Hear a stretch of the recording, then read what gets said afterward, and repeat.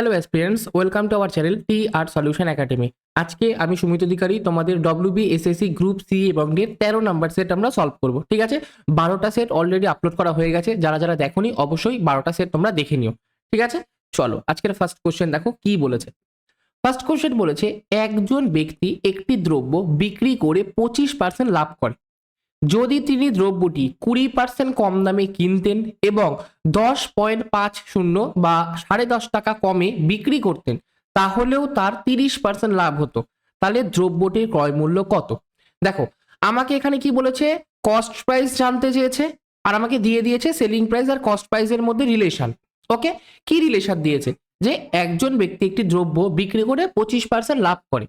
যদি ধরে নিই আমি কস্ট প্রাইস 100 ইউনিট টাকা, এর উপর যদি 25% লাভ হয়, তার মানে সেলিং প্রাইস কত? 100 25% মানে 25 টাকা। 100 থেকে 25 টাকা বেশি দামে বিক্রি করেছে, মানে 125 টাকায় বিক্রি করেছে। তাহলে বিক্রয় মূল্য কত? 125 টাকা হয়ে গেল। এবার যদি তিনি দ্রব্যটি 20% কম দামে কিনতেন, মানে 100 টাকায় তিনি কিনেছে, এর থেকে যদি সে 20% কমে কিনতেন, 100 20% কত? 20 টাকা। তাহলে 20 টাকা যদি কমে কিনতেন মানে সে 80 টাকায় কিনতেন। এইবার এই যে 100 ইউনিট টাকা, 80 ইউনিট টাকা, 125 ইউনিট টাকা, সেটা আমরা ধরে নিচ্ছি। যখন কোনো আমি এই পরিমাণকে ধরে নিই, তখন এই যে এক্সাক্ট ভ্যালু 10.5 টাকা, এটাকে আমরা কোথাও বসাতে পারি না। আমরা শুধু পার্সেন্টেজে সম্পর্ক করতে পারি, কিন্তু এখানে যে 10.5 টাকা আছে সেটা আমরা করতে পারি না। কখন 10.5 টাকাকে নিতে পারতাম? যদি আমি কস্ট প্রাইস এক্স টাকা ধরে নিতাম বা 100 এক্স টাকা ধরে নিতাম, তখন আমরা 10.5 টাকাটাকে কাজে লাগাতে পারতাম। কিন্তু যেহেতু আমি ইউনিট পুরো সংখ্যাটাই ধরে নিচ্ছি, যে 100 ইউনিট টাকাতে কিনছি, 125 ইউনিট টাকায় বিক্রি করছি, আবার কি 20% কম মানে 80 ইউনিট টাকায় কিনছি, তাহলে কত টাকায় বিক্রি করব? ওকে, আচ্ছা দেখো, যদি তিনি 20% কম দামে কিনতেন, তাহলে তার 30% লাভ হতো। তাহলে 80 টাকার উপর তার 30% লাভ হতো। তাহলে 80 টাকা 30% কত? 80 ইন্টু 30/100, মানে 0,0,0,0 কেটে গেল, 3 আটা কত? 24 টাকা। তাহলে সে যদি 80 টাকায় সে কিনতো, তাহলে 24 টাকা লাভে বিক্রি করতো, মানে 104 টাকায় বিক্রি করতো। এইবার দেখো, 104 টাকায় বিক্রি করতো, এবার বলেছে যে 10.5 টাকা কমে বিক্রি করতেন। এইবার তুমি বের করবা কি, আগে 125 ইউনিট টাকাতে বিক্রি করতো, এখন 104 ইউনিট টাকায় বিক্রি করে। তাহলে কত কমে বিক্রি করছে? 125 থেকে 104 মাইনাস করব, এত কমে এখন বিক্রি করছে, মানে 21 টাকায় সে বিক্রি করছে, 21 টাকা কমে সে বিক্রি করছে, অথবা 21 ইউনিট কম টাকায় সে বিক্রি করছে। এই যে কম টাকাটা, এর ভ্যালু 10.5 টাকা। তাহলে এখান থেকে আমি বলতে পারি যে 21 ইউনিট যে বেরোলো, এর ভ্যালু হচ্ছে গিয়ে 10 টাকা 50 পয়সা বা 10.5 টাকা। লাস্টে জিরো দেখো, জিরো দেওয়াও যা না দেওয়াও তাই, কারণ দশমিকের পরে জিরোর কোনো দাম নেই। ওকে, আচ্ছা 21-এর ভ্যালু যদি 10.5 টাকা হয়, তাহলে একের ভ্যালু কত? 10.5 বাই 21 টাকা। আমাকে বলেছে দ্রব্যটির ক্রয় মূল্য। দ্রব্যটির ক্রয় মূল্য আমি কত ধরেছি? 100 ইউনিট ধরেছি। তাহলে 100-র ভ্যালু কত? 10.5 বাই 21 ইন্টু 100। আচ্ছা, এটা পরের পাতায় করছি, ঠিক আছে? 10.5 বাই 21 ইন্টু 100। দশমিকটা তুললে নিচে 10 আসে, 0 0 কেটে গেল, 21 দিয়ে করলে 5 21 105। তাহলে 5 10 কত? 50 টাকা। তাহলে জিনিসটার কস্ট প্রাইস ছিল 50 টাকা, মানে বি অপশনটা আমার সঠিক উত্তর। বুঝলে সবাই? আচ্ছা, যদি কেউ এক্স ধরে করতে চাও, তাহলেও সেটা করতে পারো। হয় ক্রয় মূল্যকে এক্স ধরে নেবা, অথবা ক্রয় মূল্যকে 100 এক্স ধরে নেবা। ঠিক আছে, আচ্ছা আমি এর মধ্যে একটুখানি মডিফাই করে বলছি। যদি তুমি ক্রয় মূল্যকে এক্স ধরে নিতা, তাহলে কস্ট প্রাইস 100 এক্স বেরোতো, সেলিং প্রাইস 125 এক্স বেরোতো। 20% কমে বিক্রি করলে 80 এক্স বেরোতো, আর 30% লাভ করলে 104 এক্স বেরোতো। এবার 10.5 টাকা যে কমে বিক্রি করতো, 125 থেকে 104 বাদ দিতা, তোমাদের 21 এক্স অ্যান্সার বেরোতো। এই 21 এক্স এর ভ্যালু তোমাদের 105। তাহলে শুধু এক্স এর ভ্যালু কত? এটা 100 এক্স এর ভ্যালু কোনটা? এটাই তোমাদের বেরোতো আর কি। ঠিক আছে, আমরা এক্স না ধরে ডিরেক্ট আমরা 100% ধরে নিয়েছি। ওকে, ক্লিয়ার আশা করি। চলো নেক্সট কোশ্চেন। একটি বাদর 100 মিটার লম্বা একটি পিচ্ছিল বাসে ওঠার চেষ্টা করে। বাদরটি প্রথম মিনিটে 6 মিটার উপরে ওঠে, পরবর্তী মিনিটে 4 মিটার নেমে যায়। বাসের শীর্ষে পৌঁছাতে বাদরটির কত সময় লাগবে? আচ্ছা দেখো, একটা 100 মিটারের একটা বাস আছে, এটা কত? 100 মিটারের। একটা বাদর প্রথম 6 মিটার উঠছে, 1 মিনিটে, আবার কি এখান থেকে 4 মিটার নেমে যাচ্ছে পরের মিনিটে। তার মানে বলতে পারি 1 মিনিটে উঠছে 6 মিটার, পরের মিনিটে নেমে যাচ্ছে 4 মিটার -4। তাহলে 2 মিনিটে কতটা উঠছে? 6 উঠে 4 কমে গেল, তাহলে এখন উচ্চতা কত? 2 আছে।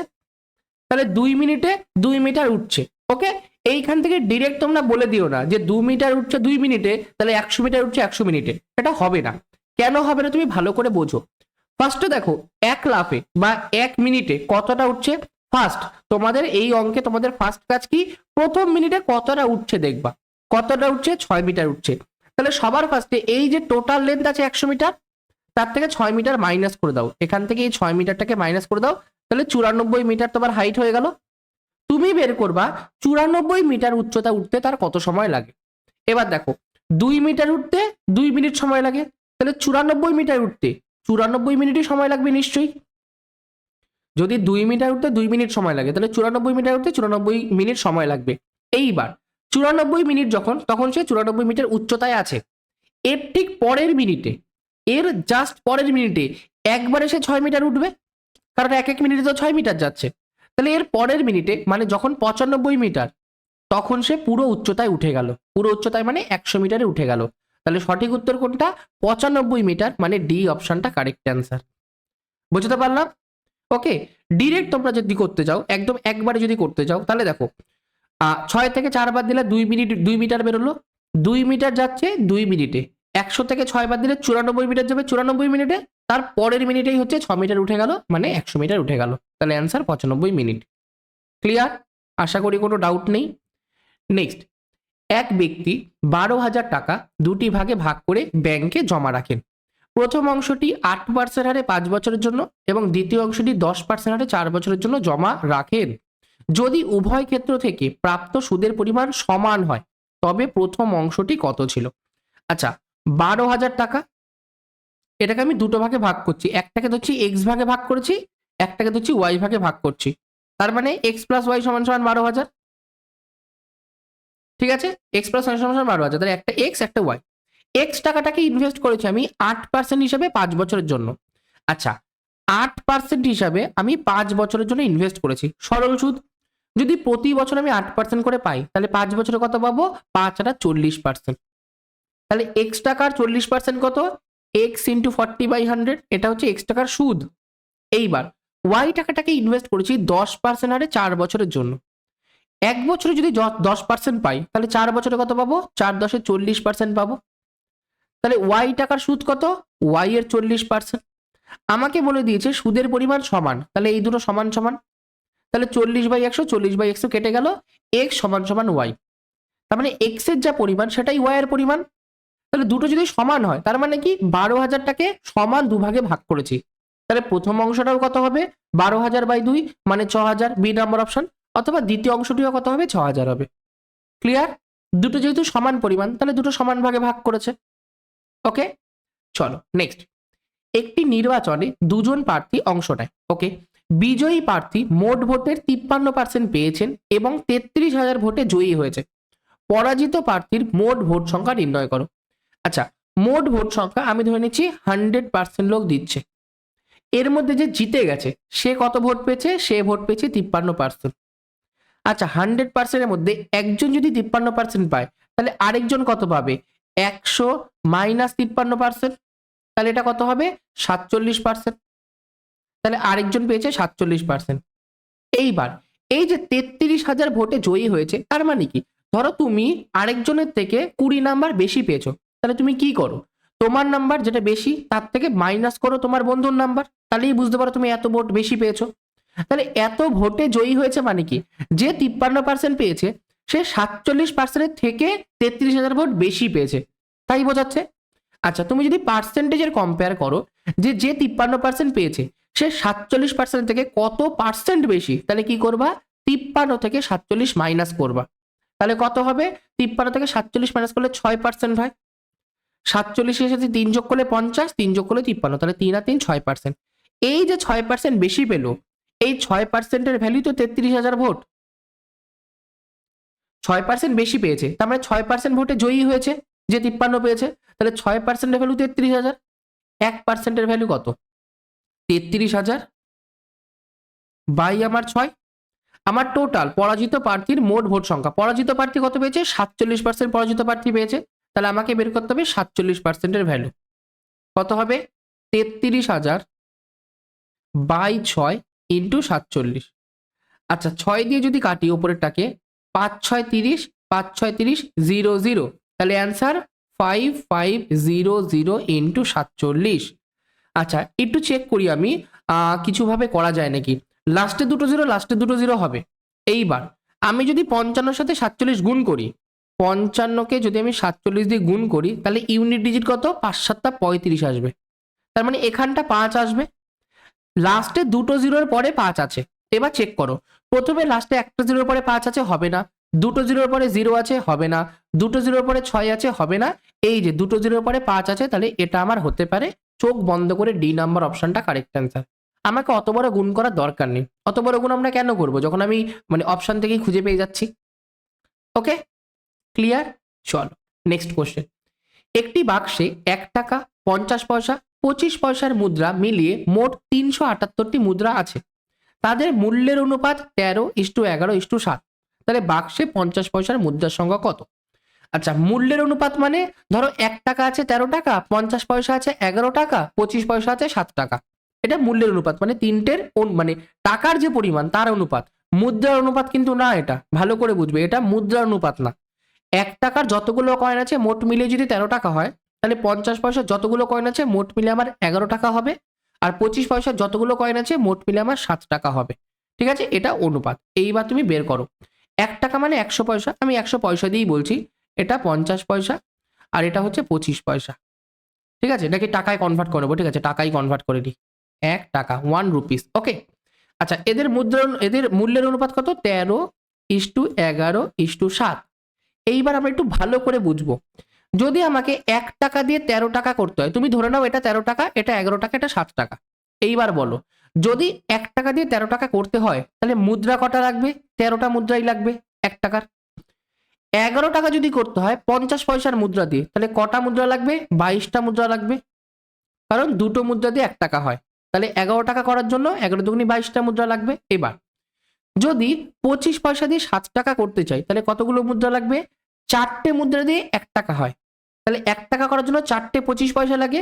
তাহলে 7 টাকা করার জন্য 4 7 28টা 25 পয়সা লাগবে। তাহলে এটা হয়ে গেল আমাদের মুদ্রার অনুপাত। এটা হচ্ছে কয়েনের রেশিও, মুদ্রা। এইবার আমি যদি ধরে নিই 1 টাকার মুদ্রা 13টা আছে, 50 পয়সার মুদ্রা 22টা আছে, 25 পয়সার মুদ্রা 28টা আছে। তাহলে টোটাল আমার কাছে কটা মুদ্রা হচ্ছে? 28 যোগ 22 যোগ আমার 13। 8 আর 2 10 আর 3 13, 3 হাতে কত? 1 থাকে। 1 আর 1 এখানটা 2 হয়ে গেল, 2 4 6, 63টা আমার টোটাল মুদ্রা হয়ে গেল। এই যে 63টা মুদ্রা, এর ভ্যালুই কোশ্চেনে 378টা মুদ্রা বলে দিয়েছে, যে আমার কাছে টোটাল মুদ্রা মিলিয়ে মোট 378টা মুদ্রা আছে। তাহলে 63-এর ভ্যালু 378, একের ভ্যালু কত? 378 বাই আমার 63। আচ্ছা 60কে 6 দিয়ে গুণ করলে 360 হয়, তাই তো? তাহলে এখানে 6 দিয়ে করি। 3 6 18, হাতে থাকে 1, 6 6 36, 1 37। তাহলে একের ভ্যালু 6। আমাকে বলেছে বাক্সে 50 পয়সার মুদ্রা কটা আছে? 50 পয়সার মুদ্রা এই যে 22টা আছে। তাহলে একের ভ্যালু যদি 6 হয়, তাহলে 22-এর ভ্যালু কত হবে? 22 ইন্টু 6। তাহলে 6 দুগুণী 12, 1 6 দুগুণী 12 13, 132টা আমার 50 পয়সার মুদ্রা আছে। মানে বি অপশনটা আমাদের কারেক্ট অ্যান্সার। ক্লিয়ার? চলো নেক্সট কোশ্চেন। এ এবং বি একটি কাজ যথাক্রমে 45 এবং 40 দিনে করতে পারে। তারা একসাথে কাজটা শুরু করে, কিন্তু কিছুদিন পর এ কাজ ছেড়ে চলে যায়। বাকি কাজটি বি একা 23 দিনে শেষ করে। এ কতদিন কাজে নিযুক্ত ছিল? আচ্ছা এ একটা কাজ 45 দিনে করে, বি ওই কাজটা 40 দিনে করে। তাহলে এখান থেকে টোটাল ওরা কত বেরোবে? 45 দুগুণে 90, 90 4 নং 36, 360 করি। তাহলে 4 নং 36 আর 45 দিয়ে যদি করি, 45 দুগুণে 90 8, 5 আটা 40, 4 4টা 32, 33 যদি 35 36। ঠিক আছে, এরম ভাবে আমরা করলাম 45 আর 40। তো আমি 5 দিয়ে ভাগ করেছি, 5 নং 35, 5 আটা 40। তাহলে 5 আটা 40, 4 নং 36, তাহলে লসাগু বেরোলো 360। এই জন্য টোটাল ওয়ার্ক, এটা টোটাল ওয়ার্ক বের করলাম 360টা। আচ্ছা এবার কি বলেছে? তারা একসাথে কাজটা শুরু করেছে, কিছুদিন পরে এ কাজ ছেড়ে চলে গেছে। মানে প্রথমে এ আর বি কাজটা শুরু করেছিল, কিছুদিন করেছিল, এক্স দিন ধরো করেছিল। তারপরে চলে যাওয়ার পরে বাকি কাজটা বি কদিন করেছে, বি আমার 23 দিন করেছে, তাই তো? তাহলে আমি বের করি যে বি 23 দিনে কটা কাজ করেছে। বি একদিনে করে এই যে 9টা কাজ, তাহলে 23 দিনে করবে 23 ইন্টু 9টা কাজ, 3 নং 27, 2 9 দুগুণে 18, 19 20, 207টা কাজ বি করেছে। এই যে 207টা কাজ বি করেছে। তাহলে বাকি কটা কাজ রয়েছে, 360 থেকে 207 মাইনাস করব, তাহলে এটা 3, এটা 5, এটা 1, 153। তাহলে প্রথমে এ আর বি মিলে 153টা কাজ নিশ্চয়ই করেছে। 153টা কাজ করলেই তো তার বাকি 207টা কাজ থাকছে, যেই কাজটা বি শেষে 23 দিনে করেছে। তাহলে প্রথমে এ আর বি মিলে 153টা কাজ করেছে। এ আর বি মিলে একদিনে কটা কাজ করে, এ করে একদিনে 8টা কাজ, বি করে একদিনে 9টা কাজ, দুজনে মিলে 8 8 16 1 17, দুজনে মিলে একদিনে 17টা কাজ করে। তাহলে 153টা কাজ করতে তাদের কতদিন সময় লাগবে, 153/17, 153টা কাজ করছে 17 এফিসিয়েন্সি নিয়ে, তাহলে টাইম সমান সমান টোটাল ওয়ার্ক বাই এফিসিয়েন্সি। আচ্ছা 117কে এই 17কে আর 17 10কে 170, তাহলে 153 9 বারে যাবে, 7 নং 63, 6 9 কে 9 6 15, তাহলে 9 দিন। তাহলে প্রথমে 9 দিন তারা একসাথে কাজ করেছে। আমাকে বলেছে কিছুদিন পরে এ কাজ ছেড়ে চলে গেছে, এই 9 দিন পরে এ কাজ ছেড়ে চলে গেছে, তাহলে এ কতদিন কাজে নিযুক্ত ছিল, এ 9 দিন কাজে নিযুক্ত ছিল। ক্লিয়ার? চলো নেক্সট। একজন দোকানদার একটি দ্রব্যের ধার্য মূল্যের উপর পর্যায়ক্রমে 20% এবং 10% ছাড় দেওয়ার পরও 8% লাভ করেন। যদি তিনি কোনো ছাড় না দিতেন তবে তার লাভের শতাংশ কত ছিল? আচ্ছা আমি জানি না কস্ট প্রাইস কত একটা জিনিসের, মার্কেট প্রাইসও জানি না কত, সেলিং প্রাইসও জানি না কত, আমি ধরে নেব। কি ধরে নেব? এখানে বলেছে ধার্য মূল্যের উপর ছাড় দিয়েছে, তাহলে ধার্য মূল্যটাকে মার্কেট প্রাইসটাকে আমি 100 ইউনিট টাকা ধরে নেব। এইবার এর উপর কি দিয়েছে, পর্যায়ক্রমে 20% ও 10%, মানে 100 টাকার উপর প্রথমে 20% ছাড় দিয়েছে। 100 টাকার উপর 20% যদি ছাড় দেয় তাহলে বিক্রয় মূল্য কত, এর 80% হয়ে যাবে, তাহলে কাটাকাটি করলে 80 টাকা হয়ে গেল এখন দাম। আবার কি বলেছে, তারপরে আবার 10% ছাড় দিয়েছে, তাহলে এর 10% মানে এর 90% বিক্রয় মূল্য হয়ে যাবে, 8 নং 72। তাহলে এখন সে বিক্রি করেছে 72 ইউনিট টাকাতে। এইবার নিচেটা ক্লিয়ার করে দিচ্ছি। যদি সে 72 ইউনিট টাকায় বিক্রি করে তাহলে বলেছে তার 8% লাভ থাকে। এবার সেলিং কস্ট প্রাইসটাকে আমি এক্স টাকা যদি ধরে নিই, এক্স টাকা আমার ক্রয় মূল্য, তার উপর 8% লাভ হয়েছে, তাহলে বিক্রয় মূল্য কত, এক্স টাকার 108% হবে। এই 108%-এর ভ্যালু 72, এই যে 72 টাকাতেই তো বিক্রি করছি, তাহলে এক্স এর ভ্যালু কত? আচ্ছা কত দিয়ে করব, কাটাকাটি কাটাকাটি কত দিয়ে করা যায়, 12 দিয়ে যদি একবারে করি, 9 বারং 108, 6 বারং 72, এবার 3 দিয়ে করলে 3 দুগুণে 6, 3 দিয়ে করলে 3 তিরিকে 9, তাহলে এক্স এর ভ্যালু 100টা ওদিকে গিয়ে গুণ হয়ে গেল 200/3, তাহলে এক্স এর ভ্যালু এখানটা আমরা মুছে এটাকে 200/3 করে দিতে পারি, এটা এক্স এর ভ্যালু। ওকে ক্লিয়ার করে দিচ্ছি একটুখানি, যেহেতু জায়গা লাগবে আমাদের। আচ্ছা এবার ভালো করে বুঝবে কোশ্চেনে কি বলেছে, যদি তিনি কোনো ছাড় না দিতেন তবে তার লাভের শতকরা কত হতো। ছাড় না দিতেন মানে 100 টাকাতেই যদি বিক্রি করতেন, মানে যা একটা প্রোডাক্টের মধ্যে যেই দামটা লেখা আছে এমআরপি সেটাতেই ধরো বিক্রি করলো, কোনো ছাড় দিল না, তাহলে কত লাভ হতো? দেখো 200/3 টাকা ক্রয় মূল্য, 100 টাকা মার্কেট প্রাইস, বা এখন বলতে পারো টেম্পোরারি ওটা বিক্রয় মূল্য। 200/3 টাকার জিনিস 100 টাকাতেই বিক্রি করছি, ক টাকা লাভ হয়েছে, 100 থেকে 200/3 মাইনাস করব, তাহলে এটা হয়ে গেল 300 মাইনাস 200/3, মানে 100/3। 100/3 টাকা লাভ হচ্ছে, 100/3 টাকা লাভ হচ্ছে, কতর মধ্যে লাভ হচ্ছে, ক্রয় মূল্যের উপর, মানে 200/3 এর মধ্যে এটা লাভ হচ্ছে, তাহলে শতকরা কত, ইন্টু 100%। এ দেখো 3 3 ক্যান্সেল হয়ে গেল, দুটো জিরো দিয়ে দুটো জিরো কেটে গেল, নিচে 2 পড়ে আছে, এই 2 দিয়ে যদি আমি 100কে কাটি তাহলে 50% অ্যান্সার, মানে কোনটা, সি অপশনটা সঠিক উত্তর। অথবা তোমরা একটু ভালো করে ভেঙে করলে 100/3, নিচেরটাকে উল্টে দিলে 3/200, আর উপরে আছে ইন্টু 100%, তাহলে এই 3 3 কেটে গেল, দুটো জিরো কেটে গেল, 2 দিয়ে 100 কাটলে 50% হবে, মানে যদি কোনো ছাড় না দিতেন তাহলে তার লাভ হতো 50%। Okay next. একজন ক্রিকেটারের 64 ইনিংসের রানের গড় ছিল 62, তার সর্বোচ্চ স্কোর তার সর্বনিম্ন স্কোরের চেয়ে 180 রান বেশি। যদি এই দুটি ইনিংস বাদ দেওয়া হয় তবে বাকি ইনিংসগুলোর গড় রান ছিল 60, তার সর্বোচ্চ স্কোর কত? আচ্ছা 64টা ইনিংসে গড়ে সে কত রান করেছে, 62, সর্বোচ্চ আর সর্বনিম্ন স্কোর বাদ দিয়ে দিয়েছে, মানে এখন তার কাছে কত ইনিংস আছে, 62টা ইনিংস আছে। 62 ইনিংসে গড় কত ছিল, 60। আচ্ছা, 64 ইনিংসে গড়ে 62 রান করেছে, 62 ইনিংসে গড়ে 60 রান করেছে, তাহলে গড় কত কমেছে, গড় 2 করে কমেছে। তাহলে 62টা ইনিংসের গড়ে কত 62টা ইনিংসের গড়ে 2 করে কমেছে, তাহলে 62টা ইনিংসে সর্বমোট মিলিয়ে কত রান কমেছে, 62 ইন্টু 2 মানে কত, 6 দুগুনি 12, 124 রান। এত রান আমার কমেছে, মাইনাস। কেন কমেছে, কারণ যে সর্বোচ্চ আর সর্বনিম্ন রান বাদ দিয়ে দিয়েছি। তাহলে এই যে 124 রান কমেছে, এটা কমার কেন কারণ, ওই যে দুটো ইনিংসে বাদ দিয়ে দিয়েছি, ওই দুটো ইনিংসে মোট মিলিয়ে 124 রান বেরিয়ে গেছে বলে। ওকে, আগে রান কত ছিল, আগে 62 রান ছিল, দুটো ইনিংস কমেছে, তাহলে ওই দুটো ইনিংসে গড়ে কত রান হওয়ার কথা, 62 হওয়ার কথা। তাহলে দুটো ইনিংসে মোট কত হওয়ার কথা, 62 ইন্টু 2 হওয়ার কথা। তাহলে কত হওয়ার কথা, 2 দুগুনি 4, 6 দুগুনি 12। ওই দুটো ইনিংসে 124 হওয়ার কথা, কিন্তু 124 রান যখন আমি 62 ইনিংসে কম পাচ্ছি, এটাও ওই দুটো ইনিংসে যোগ হবে। তাহলে কত হয়ে গেল, ওই দুটো ইনিংসে 124 যোগ 124 মানে 12 দুগুনি 24, 248। এই 248 হয়ে গেল সর্বোচ্চ আর সর্বনিম্ন স্কোর বাদ দেওয়ার জন্য। আচ্ছা, যদি সর্বোচ্চ স্কোরকে তুমি এক্স ধরে নাও, তাহলে সর্বনিম্ন স্কোর কত হবে, এক্স মাইনাস 180। কেন, কারণ সর্বোচ্চ স্কোর তার সর্বনিম্ন স্কোরের থেকে 180 রান বেশি, এই যে বলে দিয়েছে, এই যে। ওকে, তাহলে যদি সর্বোচ্চ স্কোর এক্স হয়, সর্বনিম্ন স্কোর এক্স মাইনাস 180 হবে।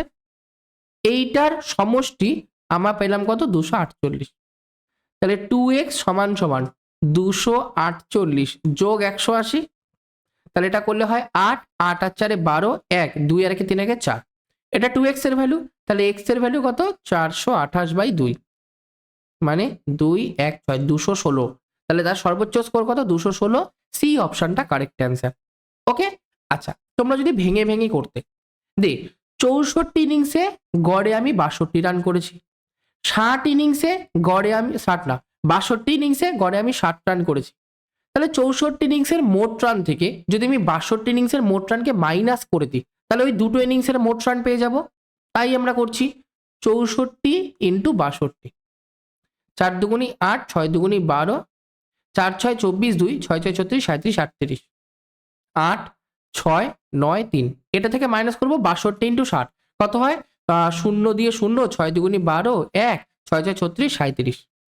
তাহলে কত হচ্ছে, এটা 8, এটা 4, এটা 2, এই 248 বেরোলো, মানে ওই দুটো ইনিংসে আমার 248 রান করেছে। এবার সেম ওই একই ফরম্যাটে করে দিলা, একটা সর্বোচ্চ ধরে দিলা এক্স, সর্বনিম্ন ধরলে এক্স মাইনাস 180, কাটাকাটি করে তোমাদের 216 বেরোলো। ঠিক আছে, মানে এর সাথে 180 যোগ করে দিলা, 8, এটা 12, 4, একে 2 দিয়ে ভাগ করে দিলা, 2 1 4, সরি 214 বেরিয়েছিল না, 214 বেরিয়েছিল। ক্লিয়ার, একটা যদি 214 হয় তাহলে সর্বনিম্নটা কত সেটাও বের করে নি, এর থেকে 180 মাইনাস 4 3 34 রান। তাহলে 180 রান একটা করেছে 214 রান, আরেকটা করেছে 34 রান, মোট মিলিয়ে আমার কত, এটা 8, এটা 4, 2 48, 248 মোট রান, যেটা আমরা এখানে পেলাম। এটা হচ্ছে বেসিক কনসেপ্ট, আর আগেরটা গেল একটুখানি শর্টকাট, তোমার এত বড় গুণ করতে হবে না, অনেক কিছু অনেক শর্টকাটে হয়ে যায় ওটা আর কি। ঠিক আছে, চলো নেক্সট কোশ্চেন। নেক্সট বলেছে, দুটি ট্রেন যথাক্রমে 40 কিমি পার ঘন্টা এবং 20 কিমি পার ঘন্টা বেগে একই দিকে চলছে, মানে একটা ট্রেনও এদিকে যাচ্ছে, আরেকটা ট্রেন এদিকে যাচ্ছে, এ যাচ্ছে 40 কিমি বেগে, এ যাচ্ছে 20 কিমি বেগে। দ্রুতগামী ট্রেনটি ধীরগামী ট্রেনের একজন যাত্রীকে 5 সেকেন্ড অতিক্রম করে। তাহলে এই যে বড় ট্রেনটা, সেটা ধরো ছোট ট্রেনের মধ্যে একটা মানুষ আছে, এই মানুষটাকে বড় ট্রেনটা অতিক্রম করছে 5 সেকেন্ডে। আচ্ছা, ফার্স্ট আমার কথা, প্রথম কথা, একটা ট্রেন যখন একটা মানুষকে অতিক্রম করে তখন নিজের দৈর্ঘ্য যায়। ওকে, একটা ট্রেন যখন একটা মানুষকে অতিক্রম করছে তখন সে নিজের দৈর্ঘ্য যায়। ওকে, এইবার কথা, ট্রেন দুটো একই দিকে যাচ্ছে, একই দিকে গেলে ওদের আপেক্ষিক গতিবেগ বা রিলেটিভ স্পিড কি হয়ে যায়, মাইনাস হয়ে যায়। মাইনাস মানে বড়টা থেকে ছোটটা মাইনাস, 40 থেকে 20 বাদ দিলাম, 20 কিলোমিটার পার ঘন্টা। তার মানে দ্রুতগামী ট্রেনটা 20 কিলোমিটার পার ঘন্টা বেগে, দ্বিতীয় ট্রেনটা যে ধীরগামী ট্রেনটা, তার একজন মানুষকে 5 সেকেন্ড অতিক্রম করে। তাহলে সবার ফার্স্টে বের করবো 20 কিলোমিটার ঘন্টা, এটাকে মিটার পার সেকেন্ড নিয়ে নিই, ইন্টু 5/18, এত মিটার পার সেকেন্ড বেগে কতক্ষণ ট্রাভেল করেছে, 5 সেকেন্ড। তাহলে এটা ডিস্টেন্স বেরিয়ে গেল। এই ডিস্টেন্স হচ্ছে সে নিজের দৈর্ঘ্য অতিক্রম করেছে, কারণ একটা মানুষকে অতিক্রম করেছে। ওকে, যদি এটা বলতো দুটো ট্রেন একে অপরকে অতিক্রম করেছে, তখন দুটো ট্রেনেরই দৈর্ঘ্য সমষ্টি করতাম, কিন্তু যেহেতু একটা মানুষকে অতিক্রম করছে এই জন্য এটা দ্রুতগামী ট্রেনটার দৈর্ঘ্য এটা বেরোবে। ওকে, 10 2 দিয়ে কাটলে 10, 2 দিয়ে কাটলে 9, তাহলে 5 5 25 ইন্টু 10, 250, 250/9 কত হবে? 9 দুগুণে 18, 18 70, 7 নং 63 70, 7 নং 63, 7 নং 63, আচ্ছা এরকম করে চলতেই থাকবে, 27.77 মিটার, মানে বি অপশনটা কারেক্ট অ্যান্সার। ঠিক আছে, নেক্সট কোশ্চেন। এক ব্যক্তি স্থির জলে 5 কিমি পার ঘন্টা বেগে নৌকা চালাতে পারে, মানে একটা নৌকার গতিবেগ কত? 5 কিমি পার ঘন্টা। স্রোতের প্রতিকূলে একটি নির্দিষ্ট দূরত্ব যেতে তার যে সময় লাগে, স্রোতের অনুকূলে সেই একই দূরত্ব যেতে তার অর্ধেক সময় লাগে। প্রতিকূল মানে ডাউনস্ট্রিম, প্রতিকূল মানে আপস্ট্রিম, আর অনুকূল মানে ডাউনস্ট্রিম। আমরা টাইমের রেশিওটা বের করব। কি বলেছে? প্রতিকূলে যেতে যা সময় লাগে অনুকূলে যেতে তার অর্ধেক লাগে। তাহলে যদি আমি বলি যে অনুকূলে যেতে তার 1 ইউনিট লাগে, তাহলে প্রতিকূলে যেতে 2 ইউনিট লাগবে। এটাই কথা, যে প্রতিকূলে 2 ইউনিট লাগছে, তার অর্ধেক লাগছে অনুকূলে। ওকে, টাইমের রেশিও যেটা হয় স্পিডের রেশিওটার উল্টো হয়, মানে 1:2। যদি প্রতিকূলে সে 1 ইউনিট বেগে যাচ্ছিল, তাহলে অনুকূলে সে 2 ইউনিট বেগে যাচ্ছে। আচ্ছা, যদি তোমাদের প্রতিকূল আর অনুকূলের স্পিডের রেশিও দেওয়া থাকে, সেখান থেকে তুমি নৌকার গতিবেগ আর স্রোতের গতিবেগ বের করতে পারবা। নৌকার গতিবেগ কি হয়? দুটোর সমষ্টি, মানে 3। এটা হচ্ছে নৌকা, বোটের স্পিড। আর স্রোতের গতিবেগ কি হয় আমার? যেটা ডাউন স্ট্রিমে যাচ্ছে সেটা থেকে আপস্ট্রিমটাকে মাইনাস করি, তাহলে 2 থেকে 1 বাদিলে 1। তাহলে নৌকার হয়ে গেল 3 ইউনিট পার ঘন্টা, আর স্রোতের হয়ে গেল 1 ইউনিট পার ঘন্টা। আমাকে নৌকার কথা বলে দিয়েছে, কত বলে দিয়েছে? এই যে 5 কিলোমিটার পার ঘন্টা। তাহলে এই যে 3 ইউনিট, এই 3 ইউনিটের ভ্যালু 5 কিলোমিটার পার ঘন্টা। তাহলে একের ভ্যালু কত? 5/3। আর 1 টাকার একটাই হচ্ছে স্রোত অথবা আমাদের স্ট্রিমের গতিবেগ। তাহলে 5/3 মানে কত? 3 একে 3, 20, 3 6 18, 20, 3 6 18, 1.666, মানে কোনটা? বি নাম্বার অপশন 1.67 আমার সঠিক উত্তর। ঠিক আছে, বুঝতে পারলাম? ওকে, তো আজকের জন্য এইটুকুনি। ক্লাসটা ভালো লাগলে প্রত্যেককে বলবো ক্লাসটাকে একবার লাইক করে দেবে। চ্যানেলে যদি প্রথমবার হয়ে থাকো চ্যানেলটাকে অবশ্যই সাবস্ক্রাইব করে দিয়ে নোটিফিকেশনটা একবার অন করে দেবে। ওকে, আর ক্লাসটাকে অবশ্যই বন্ধুদের সাথে একটুখানি শেয়ার করে দিও। ওকে, আজকের জন্য এইটুকুনি। কোনো কোশ্চেন বুঝতে অসুবিধা হলে জাস্ট কোশ্চেন নাম্বারটা মেনশন করে একটা কমেন্ট করে দিও। ওকে, চলো এখানেই ক্লাসটা এন্ড করলাম। বাই।